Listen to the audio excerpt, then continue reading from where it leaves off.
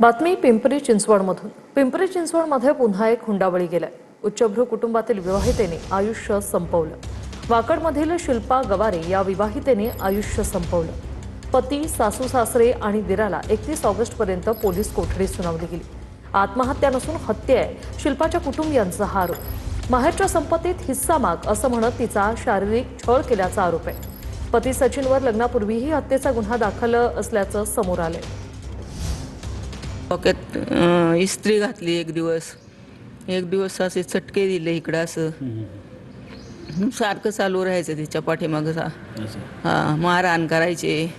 सासू सासरे खाली असले तरी वर येत नव्हती बघायला की काय चाललंय, आपला मुलगा दारुडे आहे, मग आपण बाबा भांडणं चालल्यात वर की ते जाऊन बघावा मिटवावा असा कधीच त्यांनी प्रयत्न केला नाही। ते त्याला उलट प्रोत्साहन देत होती की बघ तू म्हण तिला माग तिच्या बापाकडून आण म्हणायचं असं तिला सांगायचे। म्हणून ती म्हणली मी मरण पण ते आणणार नाही म्हणायची, मला मारलं तरी चालेल म्हणायची। त्यामुळे छळ चालू होता त्याच्यामुळे छळ चालू होता तिचा। पैसे दिले, पैसे मागणी त्यांची हिस्सा मागत होते, तरी हिस्सा पद्या म्हणत होते आम्हाला। त्या हिस्सा पाय पुरीला आमच्या मारून टाकली त्यांनी। नक्की काय बाकी काय म्हणजे सारखं तुम्ही दिल्यामुळे भूक वाढली का त्यांची?